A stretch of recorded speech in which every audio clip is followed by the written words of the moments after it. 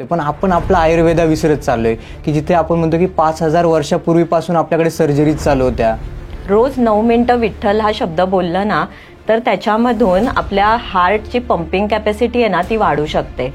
Ma'am, आपण बघतो आता अध्यात्म असेल, आपल्या ज्या पारंपरिक गोष्टी वापरल्या जायच्या पहिल्या म्हणजे आपण पूजेमध्ये वगैरे, तर त्याचा आणि आपल्या शरीराचा आणि आयुर्वेदाचा कसा एक कोरिलेशन आहे? एक पॉझिटिव्ह एनर्जी जी रुग्णांमध्ये गरजेची असते एखादा आजार लवकर बरा व्हायला, तर ती आपल्याला त्यातून मिळते. किंवा त्याच्यामध्ये असे वेगवेगळे पदार्थ वापरले जातात. फॉर एक्झाम्पल आपण घेऊ शकतो की कापूर वापरला जातो, त्याच्यानंतर आपण फुलं वापरतो. त्याचा कसा म्हणजे आयुर्वेदाशी आपल्या शरीराशी कसा इम्पॅक्ट होतो? त्यासोबत आपण गणपतीला दुर्वा अर्पण करतो, तर दुर्वाचा आणि आयुर्वेदाचा काही आपल्या शरीरासाठी वगैरे असं काही आहे का? मग आता बऱ्याचदा बघू शकता की आता पावसाळा चालू आहे आणि त्याच्यामध्ये बऱ्याच लोकांची छोट्या छोट्या गोष्टी म्हणजे मुलं भिजली की लगेच सर्दी होणार, खोकला येणार, ताप येणार. तर प्रत्येक फूल आपण आरतीमध्ये सजवलेलं किंवा देवासाठी वाहतो त्यांचं तर असतंच, आपल्याला त्याचे मेडिसिनल प्रॉपर्टीज सुद्धा माहिती हव्या. तोरणामध्ये यूज केले जाणारे झेंडूचे फुलं, तर त्याचा शरीरासाठी कसा यूज होतो म्हणजे आयुर्वेदामध्ये? तर ट्रेंड चालू आहे राईस वॉटर, आणि मुलींसाठी तर ते म्हणजे स्किनसाठी खूप छान असं सांगितलं जातंय. त्याचे वेगवेगळे अशा कोणत्या ज्या वनस्पती किंवा जे प्लांट्स असतील जे आपण पूजेसाठी वापरतो आणि त्याचा एक सायंटिफिक संदर्भ पण आहे.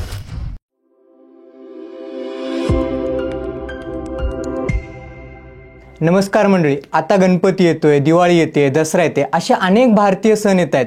त्याच्यामध्ये आपण देवाची पूजा करत असतो. वेगवेगळे पूजेमध्ये आपण वेगवेगळे पदार्थ वापरत असतो, कापूर वापरत असतो, तुळशीची पानं वापरत असतो, पुन्हा आपल्या गणपतीला आवडणारा जास्वंद वापरत असतो, दुर्वा वापरत असतो. तर याच मागे सायंटिफिक कारण काय? का फक्त श्रद्धा नसून एक त्याच्या मागे एक सायंटिफिक रिझन आहे. तर आयुर्वेदामध्ये त्याचं काही महत्त्व आहे. तर आज आपल्यासोबतच आहेत डॉक्टर सोनाली सावंत मॅमशी आपण चर्चा करणार आहोत. मॅमला जवळपास आयुर्वेदामध्ये 15 वर्षाचा अनुभव आहे. ते स्वतःचं क्लिनिक चालवतात, डॉक्टर सावंत विश्वस्वरूप आयुर्वेद सेंटर. तर मॅमशी आज आपण चर्चा करणार आहोत की प्रत्येक सणामागे असेल किंवा पूजेसाठी जे आपण सामान यूज करतो त्याच्या आपल्या शरीरासाठी किंवा आयुर्वेदामध्ये त्याचा उपयोग काय दिलेला आहे, आज त्याच विषयावरती आपण मॅमशी चर्चा करणार आहोत. नमस्कार डॉक्टर सोनाली मॅम, तुमचं मराठी माणूस पॉडकास्टवरती सहर्ष स्वागत आहे. थँक्यू. मॅम, आपण बघतो आता अध्यात्म असेल, आपल्या ज्या पारंपरिक गोष्टी वापरल्या जायच्या पहिल्या म्हणजे आपण पूजेमध्ये वगैरे, तर त्याचा आणि आपल्या शरीराचा आणि आयुर्वेदाचा कसा एक कोरिलेशन आहे? अध्यात्माची जोड जर आपण बघितली ना तर ती आयुर्वेदाला आहेच. आणि आयुर्वेद हा अथर्ववेदाचा उपवेद सांगितलेला आहे. तर कुठेतरी आध्यात्मिक साधना आहे ना याचे संदर्भ आहेत ते आयुर्वेदामध्ये आलेले आहेत. आणि आपण जर बघितलं तर ह्या सगळ्या साधना वगैरे जे आहेत त्याचे पॉझिटिव्ह इम्पॅक्ट किंवा आपलं मनोबल वाढायला खूपच मदत होते. एक पॉझिटिव्ह एनर्जी जी रुग्णांमध्ये गरजेची असते एखादा आजार लवकर बरा व्हायला, तर ती आपल्याला त्यातून मिळते.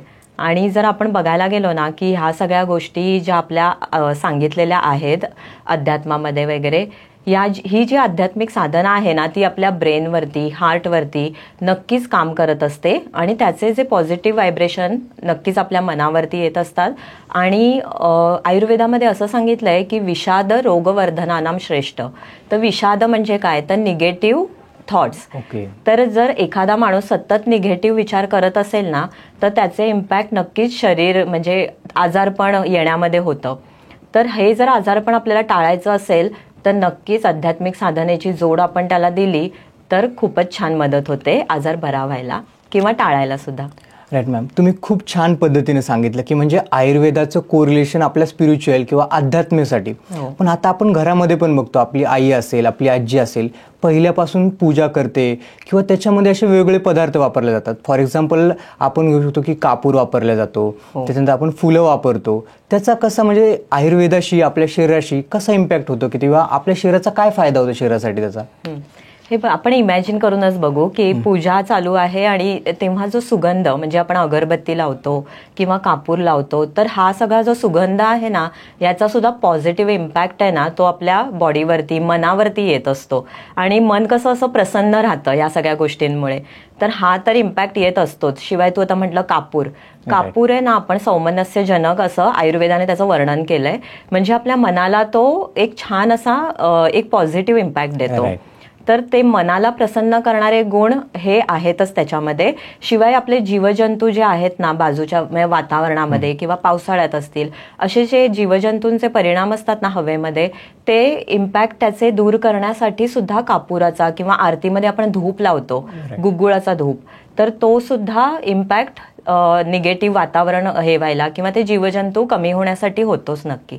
आता आपण जसं बोललो की आरतीविषयी की पण आता आपण आरतीमध्ये बघू शकतो किंवा श्लोक म्हणताना एक पॉझिटिव्ह एनर्जी क्रिएट होते आपल्या ह्याच्यामध्ये, पण त्याचा आपल्या हेल्थशी कसा हे होतो कनेक्ट? हे बघा, आपण बघायला गेलो ना तर हे जे आपण उच्चारण करतो ना, मंत्र असतील किंवा आरती असेल, ह्याच्यामध्ये रिपीटेडली काही वर्ड्स येत असतात. तर ते सतत बोलल्यामुळे किंवा जे त्याच्यातून व्हायब्रेशन क्रिएट होतात ना, त्याचे इम्पॅक्ट आपल्या हार्टवरती तसंच आपल्या ब्रेनवरती पडत असतात. आणि ह्याला सायंटिफिक बेस सुद्धा आहे. जर आपण आत्ताच बघितलं, पंढरीची वारी झाली तर विठ्ठल विठ्ठल हा शब्द तुला माहितीच असेल की तो उच्चारतच वारी सुरू असते. तर त्यामध्ये आपण असं बघितलं की बऱ्याच जणांना म्हणजे हार्टचा प्रॉब्लेम हा होतच नाही. म्हणजे वारीमध्ये आपण म्हणतो ते इतके किलोमीटर चालतात वगैरे, तर ही एनर्जी त्यांना कुठून मिळते? तर हे विठ्ठलाचं जे नामस्मरण आहे किंवा ते सतत बोलल्यामुळे तो जो ठचा उच्चार आहे ना, ते एक व्हायब्रेशन क्रिएट करतं. आणि रिसेंटली एक स्टडी पण झालाय, रोज 9 मिनिटं विठ्ठल हा शब्द बोलला ना तर त्याच्यामधून आपल्या हार्टची पंपिंग कॅपॅसिटी आहे ना ती वाढू शकते आणि इजेक्शन फ्रॅक्शन आपण म्हणतो त्याला, ते वाढू शकतं. तर हे खूपच छान आहे. म्हणजे आपलं जे भारतीय कल्चर किंवा आयुर्वेद जे काही सांगतं, तर त्या गोष्टी कुठेतरी आपल्या प्रकृतीसाठी सुद्धा चांगल्या आहेत आणि आपल्या शरीराला त्या खूपच छान असा इम्पॅक्ट देतात, पॉझिटिव्ह. नाही मॅम, खरंच तुम्ही जेव्हा वारीचं बोललात की वारी कसं आळंदीपासून पंढरपूरपर्यंत जाते आणि याच्यामध्ये प्रत्येकासाठी एकच त्यांची आतुरता असते की ती म्हणजे विठ्ठलाला भेटायची. प्रत्येकजण वारीमध्ये स्मरण करत असतं. आणि असं जर आपण बघायला गेलं तर माणूस एकटा एवढा चालू शकत नाही, पण वारीमुळे इतक्या दूर चालतो. ती संगत पण एक खूप महत्वाची असते. आता तेच आपण बघू शकतो की आपण वेगवेगळे पूजेमध्ये फुलं वापरतो. तर आता गणपती जवळ येतोय, आपण जास्वंदाचं फुल गणपतीला अर्पण करतो, तर त्याचं महत्व काय आहे? जास्वंदाच्या फुलाबद्दल बोललास ना, तर जास्वंदीचं फुलच दिसायलाच एवढं सुंदर असतं. म्हणजे ते बघितलं कीच आपल्याला खूप छान प्रसन्न असं वाटतं. तर हा एक पॉझिटिव्ह इम्पॅक्ट प्रत्येक फूल आपण आरतीमध्ये सजवलेलं किंवा देवासाठी वाहतो त्यांचं तर असतंच, पण ह्या पॉझिटिव्ह इम्पॅक्ट सोबतच आपल्याला त्याचे मेडिसिनल प्रॉपर्टीज सुद्धा माहिती हव्यात. आता जास्वंदाच्या फुलाचं बघितलं तर त्याच्यामध्ये अँटी मायक्रोबियल प्रॉपर्टीज आहेत. शिवाय केश विकारांसाठी अतिशय उत्तम असं जास्वंदाचं फुल आहे. आपल्याला माहितीच आहे की जास्वंदाचं ऑइल बनवलं जातं, त्याचा काढा घेतला जातो. आणि शिवाय आपण जर बघितलं ना तर ते कोलेस्ट्रॉल कमी करायला सुद्धा छान मदत करतं. तर असे हे बरेच फायदे जास्वंदीच्या फुलाचे आहेत. म्हणजे जास्वंदाचा काढा वगैरे पण असं काही असतं का? हो, जास्वंदीच्या फुलांचं आपण काढा बनवू शकतो आणि रोज 10 ml to 20 ml तो घेऊ शकतो. आता एक सगळ्यात महत्त्वाचं म्हणजे आता आपण जसं गणपतीच्या जास्वंदाबद्दल बोललो, त्यासोबत आपण गणपतीला दुर्वा अर्पण करतो. तर दुर्वाचा आणि आयुर्वेदाचा काही आपल्या शरीरासाठी वगैरे असं काही आहे का संबंध? हो, दुर्वा आहेत ना, अगदी बहुगुणी अशी वनस्पती आहे. म्हणजे आपण जर बघितलं ना तर दुर्वांवरती माहितीये दव साठलेलं असतं सकाळचं. तर त्याच्यामध्ये नॅचरलीच आहे ना सौम्य अशा प्रॉपर्टी आहेत, शीत अशा प्रॉपर्टीज आहेत. तर दुर्वा काय करतात की आपल्या जर शरीरामध्ये कुठेही जळजळ आगाग होत असेल ना तर ती कमी करण्याची त्याच्यामध्ये खूप छान अशी कॅपॅसिटी आहे. एक छोटीशी स्टोरी सांगेन मी की गणपती बाप्पाचा संदर्भ आला म्हणून. गणपती बाप्पाने एक तर खूप त्रास देणारा अनलासूर होता, तर त्याचा गिळलं होतं. तर हा अनलासूर म्हणजेच काय, अनल म्हणजे अग्नी, तर त्याच्यामुळे त्याला गिळल्यामुळे गणपती बाप्पाच्या अंगामध्ये पूर्ण आग झालेली, रक्त पित्त उफाळून आलेलं. अशा वेळी ऋषीमुनींनी काय केलं, गणपतीच्या डोक्यावरती दुर्वा ठेवल्या, त्याला खायला सुद्धा दुर्वा दिल्या. तर दुर्वांनी काय झालं, गणपतीची आग होते ना ती कमी झाली. तर आपण सुद्धा ना आपल्याकडे एक पेशंट आलेले की त्यांचा लहान मुलगा होता आणि त्याला ना पर्टिक्युलरली आपण शरद ऋतू म्हणतो ना, ऑक्टोबरची हीट चालू होते तेव्हा त्याला नाकाचा घोणा फुटणं आणि त्यातून रक्त वाहणं हा त्रास त्याला व्हायचाच व्हायचा. त्याला एपिस्टॅक्सिस म्हणतात आपण. तर हा जो त्रास आहे ना, आईचं म्हणणं होतं की हा त्याला सतत होतो आणि तो व्हायला नको. तर आपण त्याला पोटातून काही औषधं दिली आणि त्यांना घरगुती एक छान उपाय सांगितला की त्याला दुर्वांचा रस रोज 2 ते 3 चमचे रेग्युलर द्या. त्यांनी तो व्यवस्थित त्याला ऑक्टोबर हीट सुरू होण्याच्या आधीपासून सुरू केला आणि त्या वर्षी त्याला हा त्रास बिलकुल झाला नाही. तर आपण असे पण दुर्वांचे फायदे बघू शकतो. मॅम, तुम्ही आता दुर्वांचं महत्त्व सांगितलं की जसं आपल्या बॉडीमध्ये शरीरामधून आपण हीट कमी करण्यासाठी एक दुर्वांचा चांगला उपयोग होतो, त्यासोबत इतर काही दुर्वांचे उपयोग आहेत का? हो, मला सांगायला आवडेल की ना दुर्वा आहेत ना त्या स्तंभन करतात. आता स्तंभन म्हणजे काय, तर त्या स्टॉप करतात एखादा स्राव, म्हणजे जो ॲबनॉर्मल स्राव आहे तो स्टॉप करण्यासाठी खूप छान मदत करतात. आता ह्याचं कारण काय आहे की त्या ॲस्ट्रिंजंट आहेत, कषाय रसात्मक आहेत, त्यामुळे त्याच्यामध्ये या प्रॉपर्टीज आहेत की कुठेही स्तंभन करण्याची प्रॉपर्टी. आपल्या पेशंट होत्या आपल्या ठाण्याच्या क्लिनिकमध्ये आलेल्या आणि त्यांना ना हेवी ब्लिडिंगचा त्रास होत होता. तर त्यांना आपण नाकामध्ये नस्य म्हणून तुपाचे दुर्वांपासून बनवलेलं तूप होतं, त्याचे ड्रॉप्स टाकायला दिले आणि आतून दुर्वांचं तूप घ्यायला दिलं 1-1 चमचा 2 वेळेला. आणि त्यांचा हेवी ब्लिडिंगचा त्रास आहे ना अगदी छान असा बरा झाला 2 ते 3 महिन्यामध्येच. म्हणजे खरंच मी आता स्वतः म्हणजे अनुभवतो की मी पूजेला आता घरी वापरल्या जातात, पण कधीच आयडिया नव्हती की याचा सायंटिफिक काय यूज असू शकतो. म्हणजे तुम्ही जे सांगितलं की याचा कोणी विचार पण करत नसेल की आपल्या संस्कृतीमध्ये इतके काही असे आपण डे टू डे मध्ये वापरतो किंवा आपण आपल्या देवाला अर्पण करतो, त्याचा आपल्या शरीरावरती पण किती खूप चांगल्या पद्धतीने. आता त्याचप्रमाणे आपण बघू शकतो की आपण महादेवाला बेल अर्पण करतो. बेल असेल, तुळस असेल आणि त्याचप्रमाणे दुर्वा, या तिन्हीच्या कॉम्बिनेशनचा आयुर्वेदामध्ये काय आहे संदर्भ? तुळस, बेल आणि दुर्वा पत्रत्रयी आपण म्हणू, अगदी बहुगुणी असे आहेत आणि त्यांचे खूपच छान इफेक्ट असे किंवा त्यांचा वापर आपण असा आपला ना दैनंदिन वापरात सुद्धा करू शकतो. ह्या 3 गोष्टी ना आयुर्वेदाच्या दृष्टीने तर आपण म्हणू खूपच महत्त्वाच्या आहेत. कारण आयुर्वेदामध्ये वात, पित्त, कफ 3 दोष सांगितले आहेत. ते बॅलन्स असले की रोग होत नाहीत आणि ते इम्बॅलन्स झाले की रोग होतात. आणि ह्या ज्या 3 वनस्पती आहेत ना, तर जर आपण बेल बघितला तर तो वात कमी करतो, दुर्वा आहेत त्या पित्त कमी करतात आणि तुळस आहे ती कफ कमी करते. तर अशा ह्या 3 वनस्पती आहेत ज्या वात, पित्त, कफ या 3ला बॅलन्स करतात.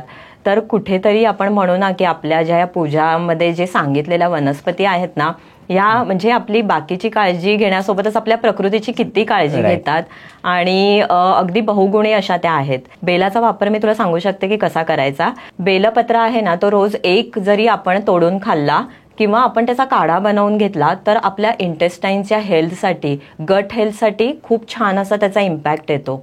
आपला एक पेशंट होता, लहान मुलगा होता 10 ते 11 वर्षाचा आणि त्याच्या आईने ही कंप्लेंट केलेली की त्याला आहे ना सतत इम्युनिटी लो राहते त्याची, मग त्याला सतत ताप येतोय आणि मग त्याचं पोट पण साफ होत नाहीये, तर थोडी थोडी अशी त्याला संडासला होत होती. तर आपण त्यांना हाच उपाय दिला की तू रोज 1 बेलाचं पान चावून खायचं आहे आणि शिवाय बिल्वावलेह म्हणून एक ना आयुर्वेदात खूप छान असा कल्प सांगितला आहे, तो आपण त्याला रोज 1 ते 2 चमचे घ्यायलाच दिलेला आणि बाकीही काही इतर सपोर्टिव्ह औषधं दिलेली. आणि त्याच्यानंतर त्याच्यामध्ये खूप छान म्हणजे त्याची इम्युनिटी वाढली आणि त्याचं जे गट हेल्थ होती ना ती छान इम्प्रूव्ह झाली आणि त्यामुळेच मग त्याचे होणारे आजार हे त्याला टाळता आले. वाव, म्हणजे की आता आपण जे महादेवाला आपण अर्पण करतो बेल, खरंच म्हणजे असं वाटत नव्हतं की त्याचा पण एक काहीतरी हे असू शकतं. म्हणजे आता बरेच लोक पण आता घरामध्ये एक फक्त श्रद्धा म्हणून अर्पण करतात देवाला, की त्याचा बऱ्याच पूर्वीच्या लोकांना सगळ्यांना आयडिया होती की ह्या गोष्टी कशासाठी वापरल्या. मॅम, ह्या सोडून अशा कोणत्या ज्या वनस्पती किंवा जे प्लांट्स असतील जे आपण पूजेसाठी वापरतो आणि त्याचा एक सायंटिफिक संदर्भ पण आहे?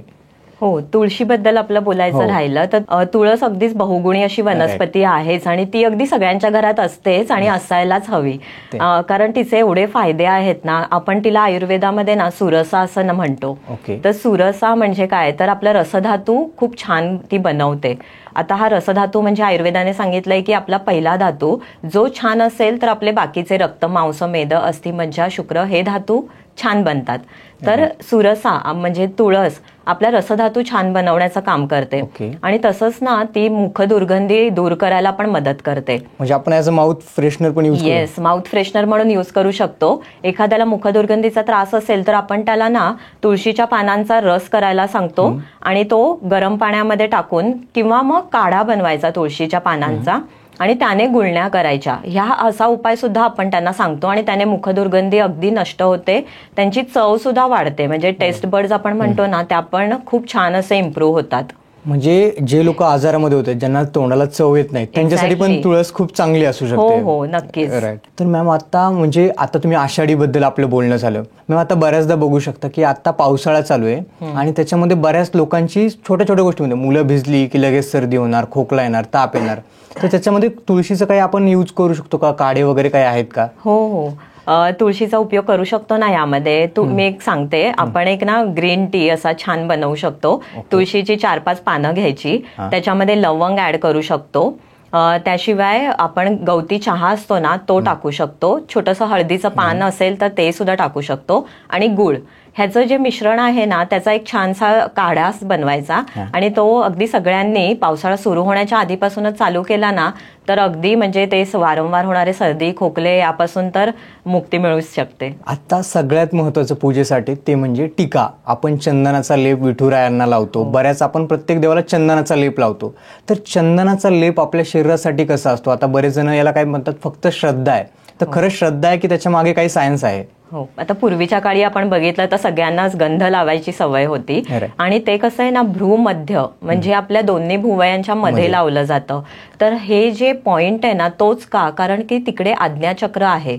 तर हे जे आज्ञाचक्र आहे ना हे स्मरणशक्ती किंवा आपलं जे पॉझिटिव्ह थिंकिंग असं ह्याचं ते सेंटर आहे. फोकस म्हणतो ना आपण, तर ते फोकस करण्यासाठी आपल्याला आज्ञाचक्रावरती काम करणं गरजेचं असतं. तर तिकडे हे चंदनाचा टिळा लावला ना तर चंदनाचे गुण बघितले तर आपण शीतल आहे, तो सुवासिक आहे, म्हणजे मनाला अगदी छान असं भाव देणारा आहे. तर तो लावल्यामुळे तर नक्कीच फायदा होतो की एखाद्याला हेडेक असेल किंवा त्याला पित्ताचे त्रास होत असतील तर हे त्रास दूर राहिला ना चंदनाच्या टिळाचा खूप छान असा फायदा होतो.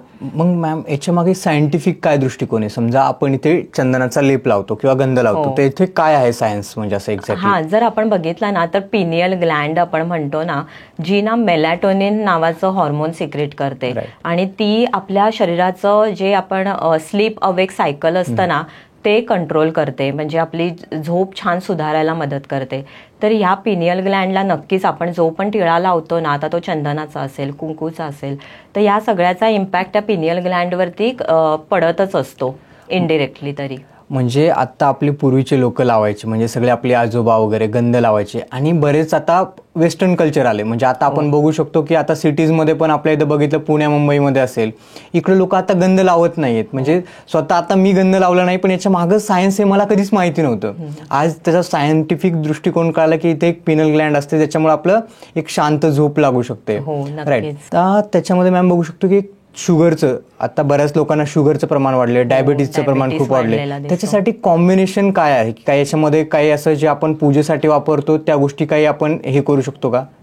डायबिटीससाठी विचारलंच तर हळद, बहुगुणी अशी हळद जी आपल्या सगळ्यांच्या घरामध्ये इझिली अवेलेबल आहे आणि आपण असं म्हणू की हळद आपल्या घरामधलं सोनंच आहे की ती म्हणजे अगदी वुंड हिलिंग असेल किंवा व्रणरोपक म्हणून काम करते. शिवाय ती अँटीबॅक्टेरियल आहे किंवा आपल्याला घशाचे काही त्रास असतील तर आपण ती हळद घेऊ शकतो, मधातून चाटण घेऊ शकतो. त्याशिवाय आपण बघायला गेलो ना तर डायबिटीसवरती हळद खूप छान काम करते.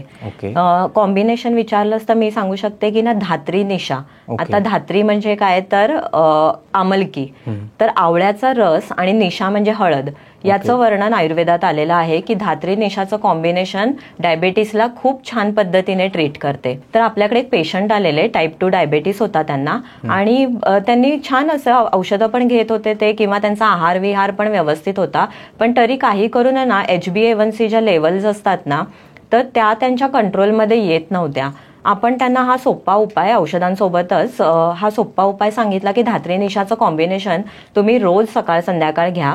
त्यांनी ते स्टार्ट केलं. आवळ्याचा रस 1 चमचा आणि त्याच्यामध्ये पाव चमचा हळद असं कॉम्बिनेशन आपण त्यांना घ्यायला सांगितलं आणि आपण एक 3-4 महिन्यात त्यांचं परत HbA1c जेव्हा चेक केलं ना तेव्हा ते हळूहळू व्यवस्थित व्हायला लागलेलंच. मॅम तुम्ही जसं बोलले की हळद एक घरातलं सोनं आहे आणि खरंच म्हणजे कधीतरी आता आपण बघू शकतो की अमेरिकेने हळदीच्या टॅबलेट्स पण घ्यायला ॲज अ ही इन्फ्लेशन्स म्हणजे अँटी इन्फ्लेशन्स होत आहेत किंवा त्याच्यामधून इम्युनिटी बूस्ट होते, इम्युनिटी बूस्टर म्हणून अमेरिकेमध्ये आज सेल करतात. पण आपली कधीतरी आपली जी संस्कृती आहे तिथे लोक कधीतरी आपले विसरून जायला लागलेत. हे खरं आहे अगदी. हो हो, तेच ना. आपल्या ज्या आयुर्वेदामध्ये किंवा म्हणजे आध्यात्मिक किंवा आयुर्वेदामध्ये ज्या काही गोष्टी आल्यात ना पाश्चात्य संस्कृतीने त्या आता अंगीकारायला किंवा त्याच्यावरती स्टडीज करायला सुरुवात केली आहे आणि आपण आता खरंच आपलं कल्चर हे स्वीकारायलाच पाहिजे. आणि कसं आहे ते आपल्या जीन्समध्ये असल्यामुळे आपल्याला सात्म्य आहे, त्यामुळे या सगळ्या वनस्पतींचा आपण सांगितल्याप्रमाणे जर आपण उपयोग केला ना तर खूपच छान रिझल्ट येतात. जसं मॅम आता आपण हळदीची चर्चा केली, त्यासोबत हळदीसोबत आहे कुंकाचं महत्त्व. तर आपण कुंकाचं आणि आयुर्वेदाचा आणि आपल्या शरीराचा काही संबंध आहे का? हो, कुंकू जसं मी तुला म्हटलं की आपण जो गंधाचा टिका जसा भ्रूमध्यामध्ये लावतो तसं कुंकू पण आपण लावतो. आणि मेन म्हणजे महिलांमध्ये ह्याचा ना ॲक्च्युली खूप छान फायदा आहे की हॉर्मोनल इम्बॅलन्स असेल किंवा पिट्युटरी ग्लँड आहे आपली, त्याच्यावरती कुंकूचं खूप छान असं काम होतं. आणि मी मगाशी म्हटलं तसं पिनियल आणि पिट्युटरी ग्लँड ह्याच्यावरती खूप छान फायदा होतो. म्हणून पूर्वीच्या काळामध्ये भ्रूमध्यामध्ये कुंकू हे लावलं जायचं. तसंच ना आयुर्वेदामध्ये काही कल्प सांगितलेत, रससिंदूर सारखे, ज्याच्यामध्ये रससिंदूरमध्ये कुंकवाचा आपण उपयोग करतो आणि त्यापासून एक कुपीपक्व रसायन म्हणजे त्याची एक बनवण्याची प्रोसिजर आहे. तर ते औषध आपण बनवतो आणि त्याचा वापर आपण विविध अशा आजारांमध्ये करतो. मेनली ह्याचा वापर आहे ना श्वास, कास म्हणजे सर्दी, खोकला आणि अस्थमा, दम्याच्या त्रासामध्ये खूप छान पद्धतीने दिसून येतो आणि आपण आपल्या प्रॅक्टिसमध्ये ते वापरतो. पण आता आपण बघू शकतो की दिवाळीमध्ये खूप स्नानाचं महत्व आहे, म्हणजे उपटन लावून स्नान करणं. तर उपटनाचं महत्व काय आयुर्वेदामध्ये?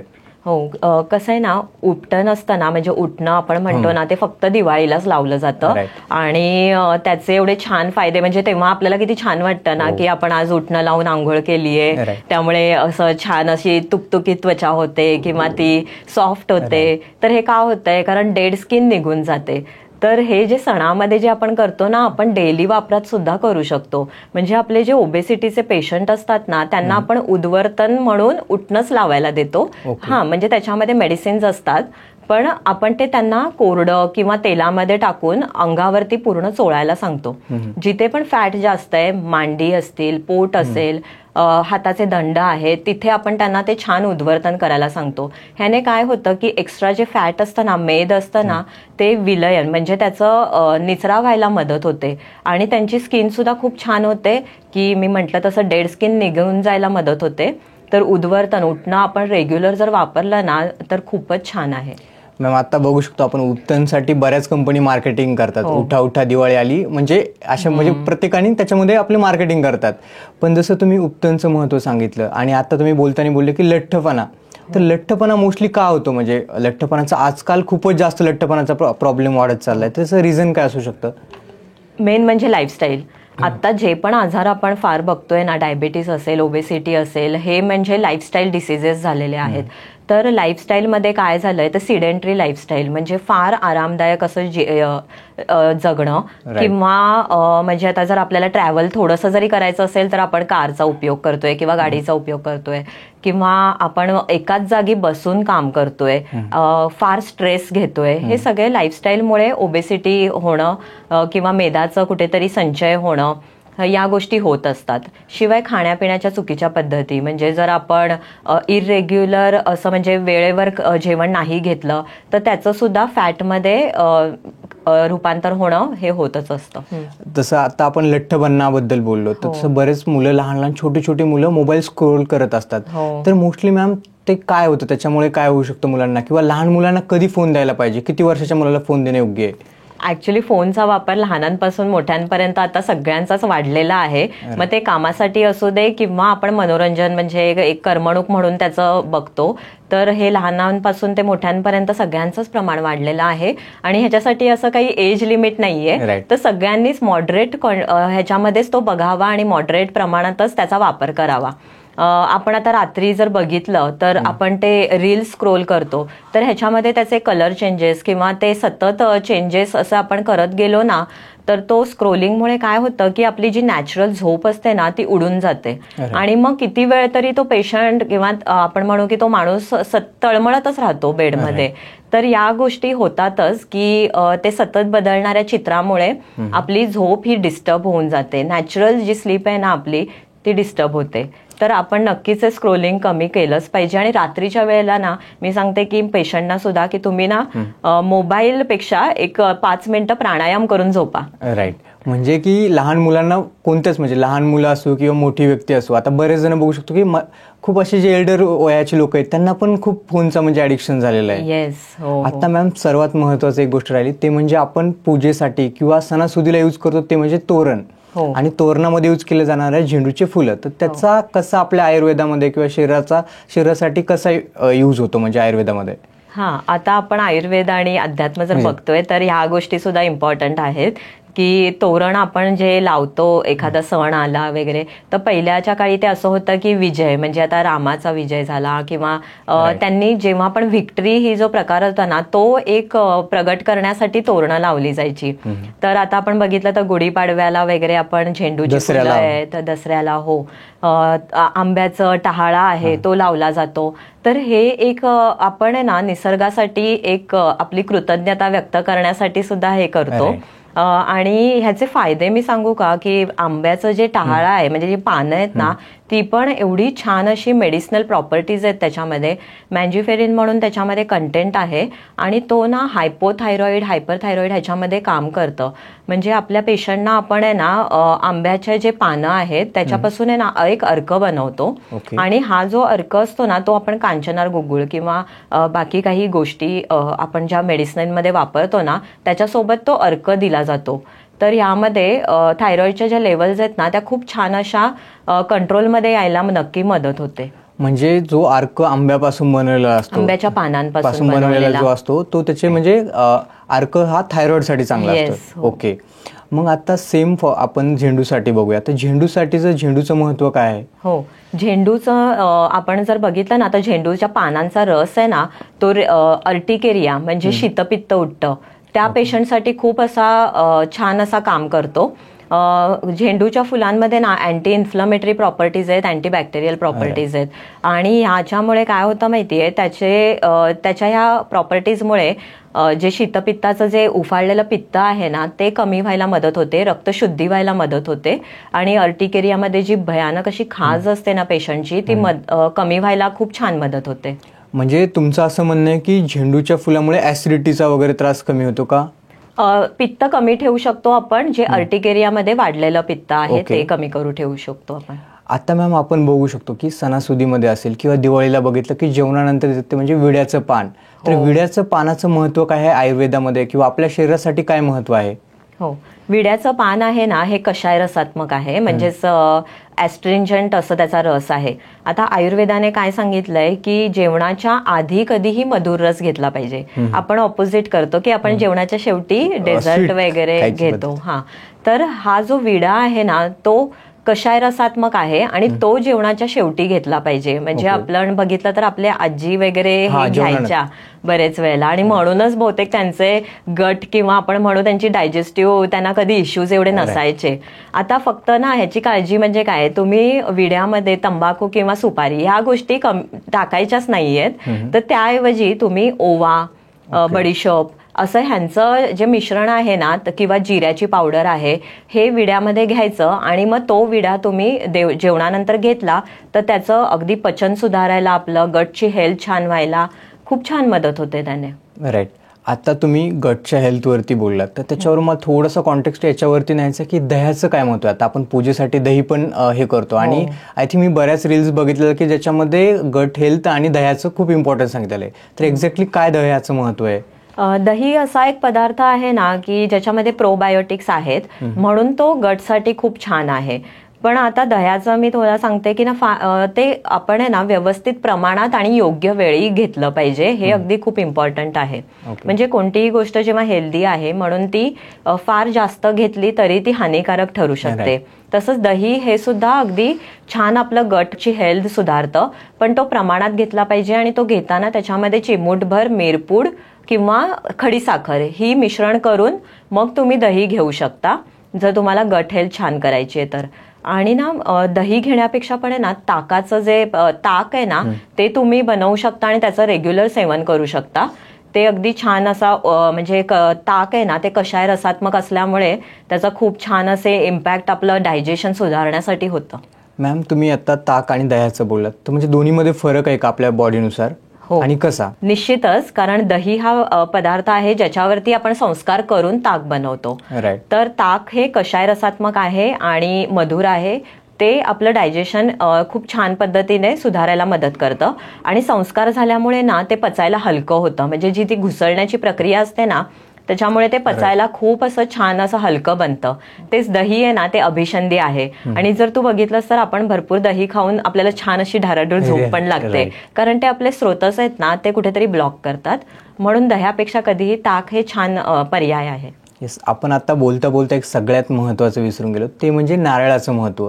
आपली कोणती पूजा असेल किंवा काही धार्मिक पूजा असेल तर नारळाचं खूपच महत्त्व आहे. तर त्याचबाबत आपण शरीरासाठी नारळ कसं महत्त्वाचं आहे? हां, नारळाचं झाड जर आपण बघितलं ना की त्याचं बुंद्यापासून ते सगळ्याच गोष्टी यूज होतात.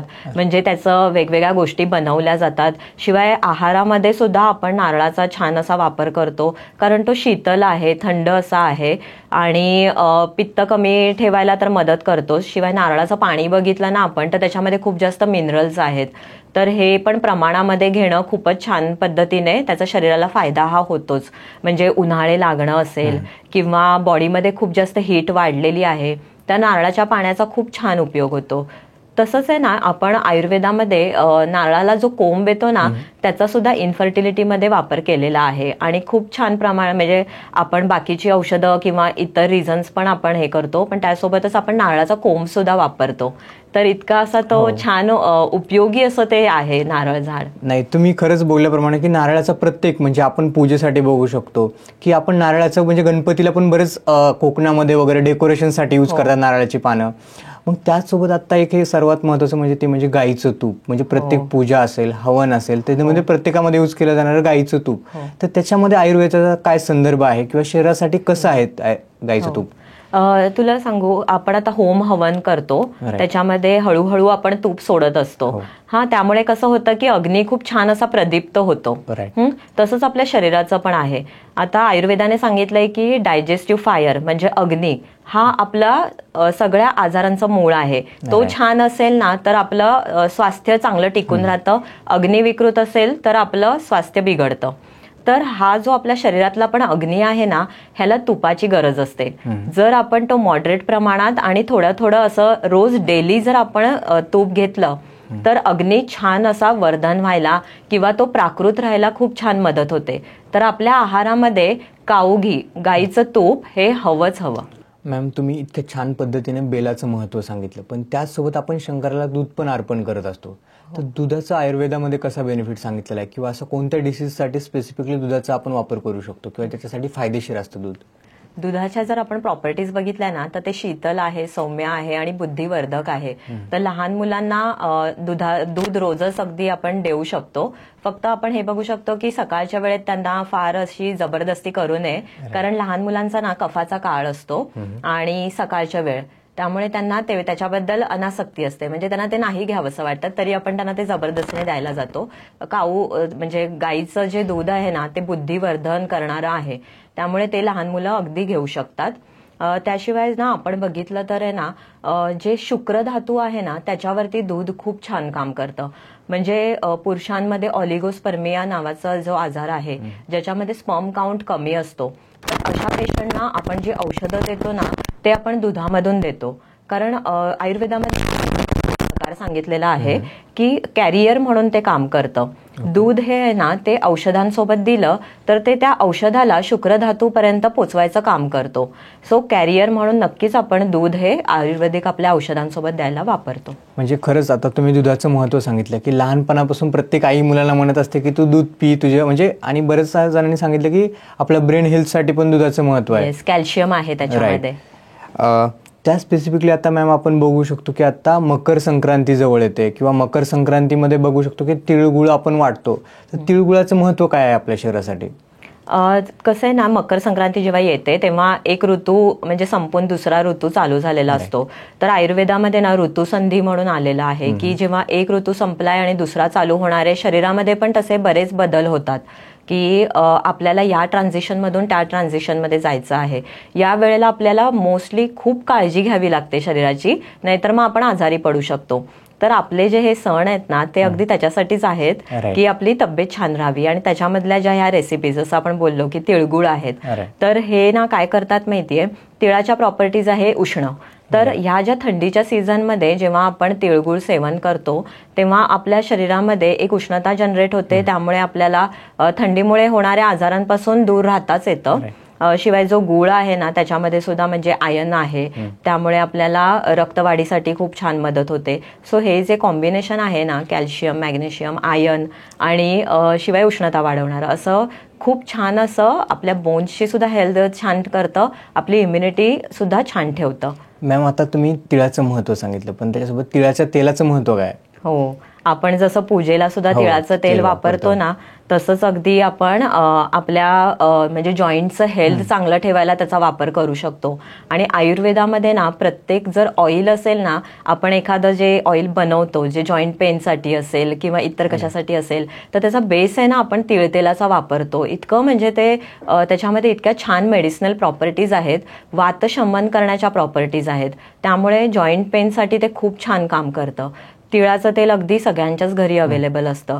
तुम्ही ते छान कोमट करून सांध्यांना छान मसाज केला तर त्यातून तुम्हाला नक्कीच वातशमन मिळणार आहे आणि त्यामुळे सांध्यांचं हेल्थ खूप छान राहणार आहे, त्यांना वंगण सुद्धा मिळेल. मॅम, आता आपण बघू शकतो की पूजेसाठी अक्षदा यूज केल्या जातात, तर त्या अक्षदाचं कसं महत्व आहे आपल्या शरीरासाठी, किंवा आयुर्वेदामध्ये काय महत्व सांगितलेलं आहे अक्षदाचं? हो, तांदूळ आहेत ना ते अगदी म्हणजे आपण आता बघितलं तर ट्रेंड चालू आहे राईस वॉटर, आणि मुलींसाठी तर ते म्हणजे स्किनसाठी खूप छान असं सांगितलं जातंय. त्याचे वेगवेगळे क्रीम्स अवेलेबल येत आहेत किंवा त्याचे फेस वॉश येत आहेत.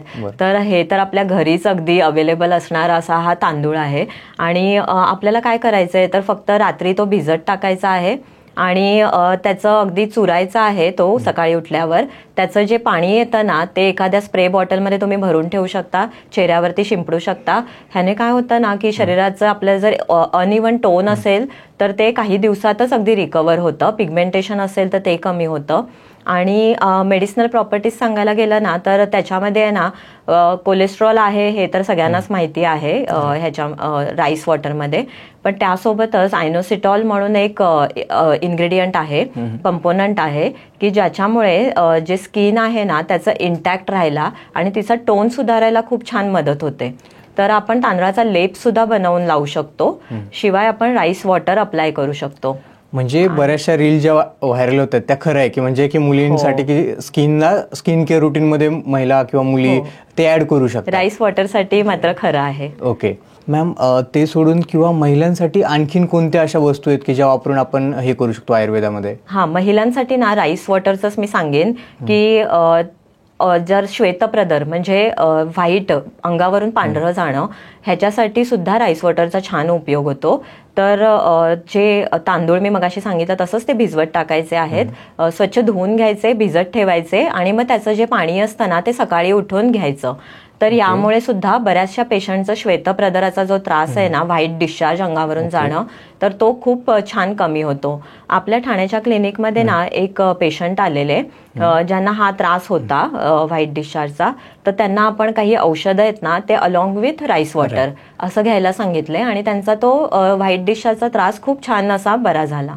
म्हणजे एवढंसं छोटंसं म्हणजे आपण डेली यूज करणाऱ्या राईसला एवढं महत्व असेल किंवा आपण याच्यामध्ये पूजेसाठी यूज करतो हे कोणालाच माहिती नसेल खरंच. आता सगळ्यात महत्त्वाचं म्हणजे आपलं नवीन वर्ष, मराठी माणसाचं नवीन वर्ष, त्याच्यामध्ये गुढीपाडव्याला आपण काय करतो की आंब्याची म्हणजे गुढीपाडव्याला काय करतो की आपण लिंबाची पानं देतो किंवा पूजेसाठी लिंबाची पानं यूज केल्या जातात. कडुलिंबाच्या पानाचं महत्व काय मॅम?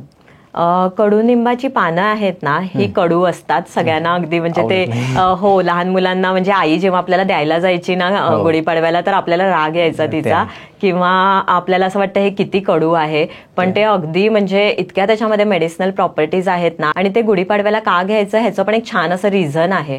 कारण काय असतं माहितीये, गुढीपाडव्यामध्ये वसंत ऋतूची सुरुवात असते, तेव्हा नुकतीच पालवी फुटलेली असते आणि आपण म्हणतो ना पोलन्स क्रिएट होत असतात. तर बऱ्याचसं असं ना एक कफाचा त्रास सुरू होतो वसंत ऋतूमध्ये. तर हा कफाचा त्रास कमी होण्यासाठी कडुनिंब खूप छान काम करतं. म्हणून कडुनिंबाची गोळी बनवून खाणं किंवा मग कडुनिंबाची पानं घेणं, चावून खाणं, या गोष्टी आपल्याला वसंत ऋतू म्हणजे गुढीपाडव्यामध्ये सुरुवात करून देतात. आणि ना कडुनिंबामध्ये अँटी बॅक्टेरियल प्रॉपर्टीज सुद्धा आहेत. तर त्या काय करतात की जंत होत असतील लहान मुलांमध्ये वगैरे, तर ते सुद्धा दूर करायला मदत करतात. तर अशी ही खूप छान अशी उपयोगी वनस्पती आहे. त्याने हवा सुद्धा खूप छान फ्रेश राहते. म्हणून आपण बघतो ना की ते कडुनिंबाचं आपण घरामध्ये सुद्धा एक गुच्छ आणून तो लावतो. तर ह्याने मस्तपैकी हवा प्युरिफाय राहते आणि त्याचे म्हणजे डास किंवा आपण कीटक म्हणून ते पण दूर राहतात. नाही म्हणजे मला स्वतः एक इन्सिडेंट आठवतो. म्हणजे माझी आजी लहानपणी काय करायची की लिंबाची साल असेल तर सालीला गरम करून म्हणजे कोणाला लागलं असेल तिथे हे करायची. म्हणजे खरंच लिंबाचं खूपच महत्व आहे आपल्या जीवनामध्ये. हो हो. आपले जे पूर्वज म्हणजे आपण म्हणू ना आजी किंवा हे जे आहेत ना, ह्यांनी अगदी लहानपणापासून किंवा त्यांच्या आधीच्या पिढीने सगळ्या वनस्पती वापरूनच त्यांचे आजार, मोस्टली त्यांचे आजार तसेच दूर केले आहेत. आणि त्यांच्या ते जीन्समध्ये आहे आणि त्यामुळेच ना आपण त्यांचा वारसा घेऊन पुढे आलेलो आहोत. त्यामुळे ह्या गोष्टी ज्या आहेत ना आयुर्वेदात सांगितलेल्या, त्या त्यांना सात्म्य होत्या, तसंच त्या आपल्याला सुद्धा सात्म्य आहेत, कारण हे आपल्या जीन्समध्ये आहे. राईट. तुम्ही जसं बोलले की आपल्या आधीचे जनरेशन सगळं आयुर्वेदा यूज करायचे. म्हणजे कुठेतरी मला असं वाटतं की आपल्याकडे सगळं आहे आणि आपले लोक विसरत चालले आहेत. म्हणजे की आपण मॉडर्न मेडिसिन असेल किंवा याच्याकडे जास्त जातोय, पण आपण आपला आयुर्वेदा विसरत चाललोय. की जिथे आपण म्हणतो की 5,000 वर्षापूर्वीपासून आपल्याकडे सर्जरीज चालू होत्या, जिथे कोणता देश करत नव्हता तिथे आपल्या सगळ्या गोष्टी चालू होत्या आणि आपले लोक विसरत आहेत.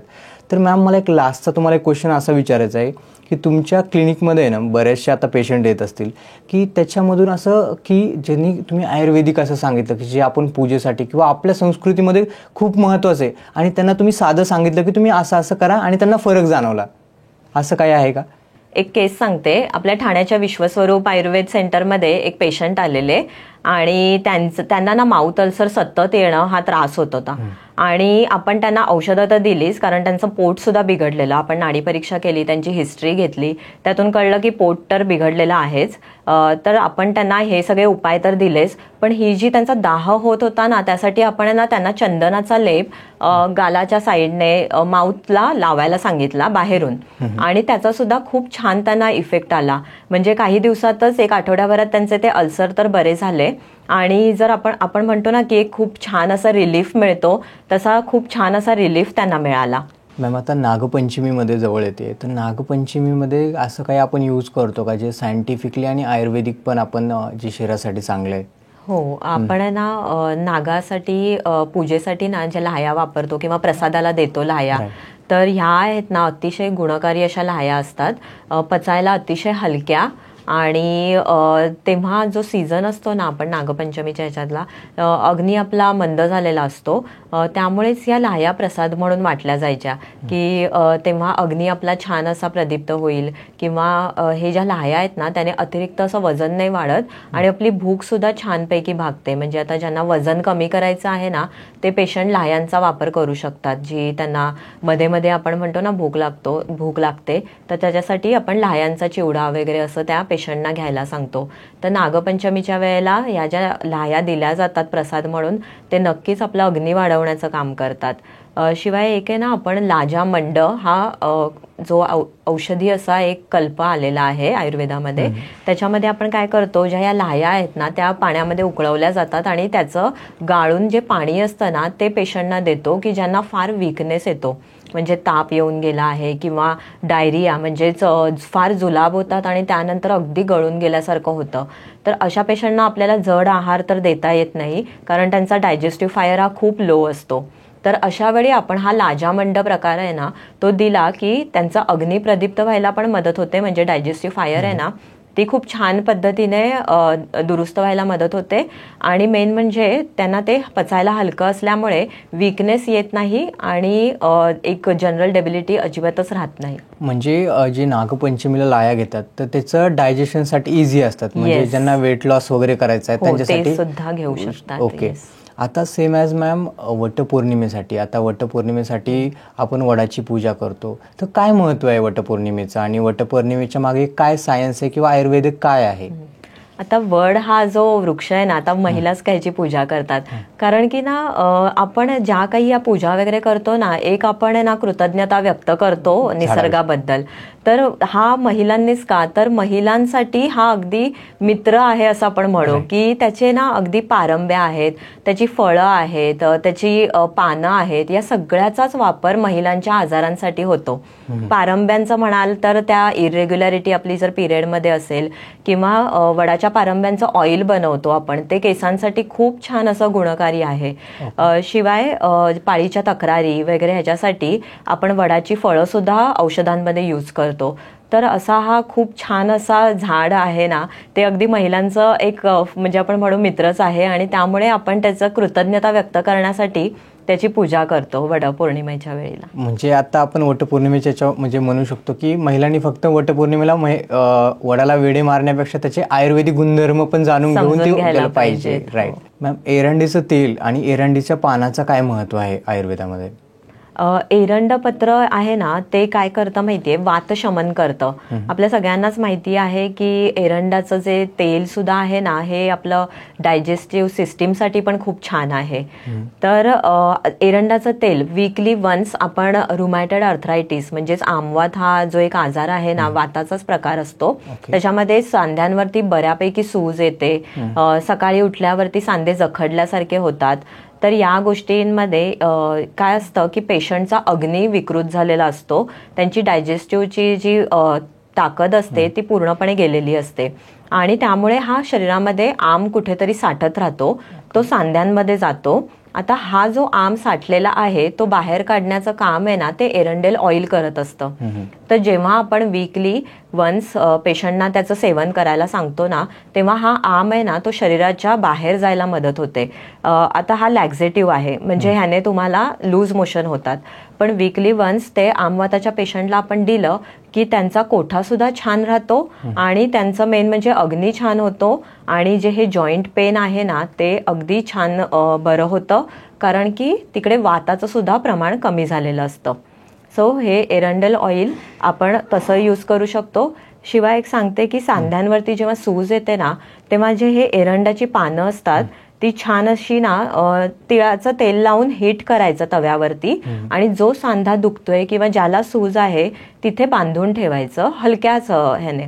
असे ही पानांचं जर आपण पत्रपोटली स्वेद असं आयुर्वेदात वर्णन आलंय, ते आपण केलं ना की तिथलं पेन सूज हे कमी व्हायला खूप छान मदत होते. ओके, तर मॅम आत्ता कसं जाऊया की मी तुम्हाला बेसिक असं काही डिसीज विचारेन, जी कॉमन प्रॉब्लेम्स बऱ्याच लोकांना असतात, आणि त्याच्यावरून तुम्ही असं एक प्लांट सांगा किंवा त्याच्यावरून तुम्ही असं काही एक इन्फॉर्मेशन द्या त्या रिलेटेड की जे असं ऑडियन्सला आपल्या हेल्पफुल राहील. तर सगळ्यात पहिलं म्हणजे की सगळ्यांना प्रॉब्लेम असतो तो म्हणजे पिंपल्सचा. तर पिंपलवरती कोणतं प्लांट गुणकारिक आहे आणि त्याच्यावरती असं काही आहे का की जे ते लोकांनी अवॉइड करायला पाहिजे? हां, तर पिंपल्स आहे ना, तर पहिली गोष्ट म्हणजे तिथे सतत हात लावणं किंवा ते फोडणं हे टाळायला पाहिजे, कारण की मग इन्फेक्शन स्प्रेड होऊ शकतं. आणि जंतुघ्न म्हणून बोलाल तर आपण कडुनिंबाचं जे पानं आहेत ना, ते आपल्या आंघोळीच्या पाण्यामध्ये किंवा त्याचा काढा बनवून त्याने चेहरा धुणं या गोष्टी करू शकतो. कारण आता आपण बघितलं तर कितीतरी फेसवॉश आहेत ज्याच्यामध्ये कडुनिंबाची ॲडव्हर्टाईज केलेली असते. तर त्यापेक्षा आपण घरगुतीच उपाय करू शकतो की आपण काढा बनवू शकतो आणि त्याने आपला चेहरा धुवू शकतो. ह्याने नक्कीच आपल्या ॲक्ने कमी व्हायला मदत होते. तर मॅम, ब्रेनसाठी कोणते पदार्थ चांगले असतात? हां, ब्रेनसाठी नट्स खूप छान असतात. सगळ्यांनाच माहिती आहे की बदाम आहे, अक्रोड आहे. तर अक्रोडचं काय आहे माहिती आहे, अक्रोडचा जर आपण शेप बघायला गेलो ना, तर तो आपल्या ब्रेनसारखाच आहे. तर आयुर्वेदामध्ये काय वर्णन आलंय की समानाने समानाची वृद्धी. सो ते जे सिमिलर दिसणारी जी गोष्ट आहे ना, ती तशीच घेतली ना तर त्याचे गुणधर्म आपल्याला तसेच मिळतात. त्यामुळे अक्रोड हा जो आहे तो ब्रेनसाठी खूप छान असा काम करतो. त्याशिवाय बदाम आहेत, ते सुद्धा खूप छान काम करतात. याशिवाय बऱ्याचशा गोष्टी आहेत की सनफ्लॉवर सीड्स आहेत, या सुद्धा आपण नियमित अशा घेऊ शकतो. तर मॅम, डोळ्यांच्या हेल्थसाठी किंवा डोळे चांगले ठेवण्यासाठी किंवा ज्या लोकांना चष्मा आहे त्यांच्या चष्म्याचा पॉईंट कमी करण्यासाठी कोणते पदार्थ खायला पाहिजे किंवा त्यांनी त्यांच्या आहारामध्ये कोणत्या पालेभाज्या फळं ॲड करायला पाहिजेत?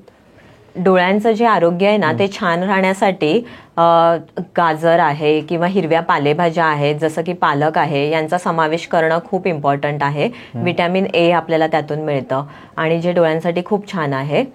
त्याशिवाय आयुर्वेदामध्ये सांगितलंय की हीन, मिथ्य आणि अतियोग म्हणजे कमी वापर, योग्य पद्धतीने किंवा जास्त झालेला वापर आणि रॉंग पद्धतीने झालेला वापर अशा गोष्टी जर आपल्या डोळ्यांशी निगडीत आल्या तर आपल्या डोळ्यांची दृष्टी बिघडू शकते. तर ह्याच्यामध्ये फार जास्त प्रमाणात टीव्ही बघणं, मोबाईल बघणं, फार जवळून बघणं किंवा सतत लॅपटॉपवरती जे आपण काम करतो ह्या सगळ्या गोष्टी हीन, मिथ्य आणि अतियोगामध्येच येतात.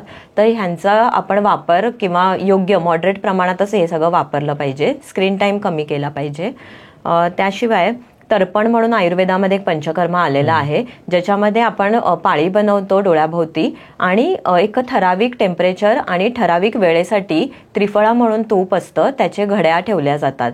आणि हे जे आहे ना ते त्याने आपण असं बघितलंय की डोळ्यांचा नंबर कमी व्हायला खूप छान मदत होते. लहान मुलांमध्ये तर ह्याचे खूप छान असे रिझल्ट येतात. ओके. तर मॅम आता केसांसाठी कोणते पदार्थ खायला पाहिजेत किंवा कोणती फळं खायला पाहिजेत किंवा केसांची काळजी कशी घ्यायला पाहिजे? ओके. केसांची हेल्थ चांगली राहण्यासाठी ना अस्थींचं व्यवस्थित हेल्थ असणं हे खूप गरजेचं असं आयुर्वेदाने सांगितलंय. कारण केस आहे ना तो अस्थींचा उपधातू आहे. आता कसं आहे माहितीये, कॅल्शियम, मॅग्नेशियम ह्यांचं योग्य प्रमाण आहारात ठेवणं हे खूप गरजेचं आहे ज्याने केसांची खूप छान अशी ग्रोथ होणार आहे. यामध्ये शिंगाड्याचं पीठ आलं, नाचणीचं पीठ आलं किंवा शिंगाड्यांचा जेव्हा सीझन असतो तेव्हा शिंगाड्याचं फळ हे घेणं, या गोष्टी आपण इन्क्लूड करायलाच हव्या. त्याशिवाय मॅग्नेशियमचे काही स्रोत आहेत ज्याच्यामध्ये नट्स येतात, आल्मंड असतील किंवा अक्रोड असेल तर असे नट्स घेणं, सनफ्लॉवरच्या सीड्स घेणं हे आपल्या रेग्युलर वापरामध्ये ठेवलं तर केस नक्कीच छान होतील.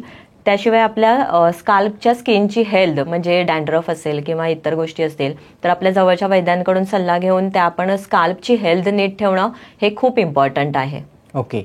आता त्यानंतर सगळ्यात महत्त्वाचं म्हणजे आपल्या हाडांची कशी काळजी घ्यायला पाहिजे, त्याच्यामध्ये आपण कोणते पदार्थ खायला पाहिजेत किंवा काय आहारामध्ये इन्क्लूड करायला पाहिजे किंवा काय चुका नाही करायला पाहिजेत? हाडांचं हेल्थ जर चांगलं ठेवायचं असेल ना आपल्याला तर मेनली अभ्यंग व्हायला पाहिजे. तर आयुर्वेदाने सांगितलंय की स्नेहन म्हणजेच तेल लावलं गेलं पाहिजे सगळ्या सांध्यांना, जे आपण टाळतो. की एखादं मशीन कसं आहे ज्याला सतत वंगणाची गरज असते त्याचप्रमाणे आपल्या हाडांचं हेल्थ आहे ना त्याला सुद्धा वंगणाची गरज असते. शिवाय वातशमन म्हणून सुद्धा आपण तेलाचा वापर करू शकतो. तिळाचं तेल असतं थोडंसं कोमट करून सांध्यांना किंवा पूर्ण शरीराला मसाज करणं आठवड्यातून एकदा तरी ही गोष्ट व्हायलाच पाहिजे. अगदी लहान मुलं असतील किंवा मोठी माणसं सगळ्यांनीच अभ्यंग हे केलं पाहिजे. त्याशिवाय आहाराचं म्हणाल तर शिंगाडा आहे, नाचणी आहे यासारखे किंवा दूध आहे यासारखे कॅल्शियम युक्त गोष्टी आहेत त्या नक्कीच आपल्या आहारात इन्क्लूड करायला पाहिजे. आता हे कॅल्शियम ॲब्झॉर्ब होण्यासाठी मॅग्नेशियमची गरज असते तर मॅग्नेशियमचे स्रोत सुद्धा जे आहेत ते आपण घ्यायला पाहिजे. आपल्या आहारामध्ये त्याचाही समावेश करायला पाहिजे. तर आहार नेहमी आहे ना उष्ण असाच असावा ज्याने वाताचं शमन होतं. थंडगार आहार घेऊ नये की ज्यामुळे आपल्या हाडांचं हेल्थ खराब होऊ शकतं. तर मॅम ज्यांची त्वचा कोरडी आहे त्यांना काय सजेस्ट कराल तुम्ही? त्वचा कोरडी हा कसं असतं माहितीये, आपल्या त्वचेमध्ये मॉइश्चर असतं. ते मॉइश्चर कंटेंट जोपर्यंत लॉक असतं ना तोपर्यंत आपली त्वचा ही सॉफ्ट असते आणि हायड्रेटेड असते. पण जसं आपण आता पोल्युशनला एक्सपोज होतो किंवा फार वेळ लॅपटॉपवरती बसून राहतो तर अशा गोष्टींमुळे त्या रेजमुळे आपल्या चेहऱ्यावरचं मॉइश्चर उडून जातं. तर हे लॉक करण्यासाठी आपण अगदी सोपा असा उपाय आहे ते म्हणजे आपलं काऊ घी म्हणजे गाईचं तूप आपल्या सगळ्यांच्याच घरी अवेलेबल असतं. रात्री झोपताना नाईट क्रीम म्हणून तुम्ही साधं गाईचं तूप जरी 2 थेंब 3 थेंब घेऊन ते अगदी चेहऱ्याला छान असा त्याचा मसाज केलात ना तरी तुमची स्किन खूप छान हायड्रेटिंग राहील. राईट. पहिले लोक लोणी पण लावायचे म्हणजे स्किनला. हो, त्याचा पण खूप छान फायदा होईल. येस. म्हणजे खरंच किती छोट्या छोट्या गोष्टीतून हे झालं. तर थँक्यू मॅम, तुम्ही खूप छान पद्धतीने सांगितलं की म्हणजे आपलं आयुर्वेदाला धरून किंवा आपली संस्कृती, आयुर्वेद आणि आपलं शरीर, आपल्या छोट्या छोट्या गोष्टीतून आपण रोग कसे बरे करू शकतो किंवा आयुर्वेदाचं किती महत्त्व आहे आपल्या संस्कृतीमध्ये किंवा आपण पहिल्यापासून आपल्या पूजेसाठी वापरणाऱ्या सामानामागे पण काहीतरी एक सायन्स आहे किंवा आपण प्रत्येक गोष्ट जी आपल्या पूर्वीपासून आपण करत आलो किंवा आपल्या पारंपरिक जीवनामध्ये होती तर तिचं कुठंतरी आपण महत्त्व विसरत चाललो. आणि मला असं वाटतं की याच्या माध्यमातून की सगळ्यांनी परत आयुर्वेदा बघायला पाहिजे किंवा आयुर्वेदा यूज करायला पाहिजे. तर थँक्यू मॅम. ओके, धन्यवाद. येस.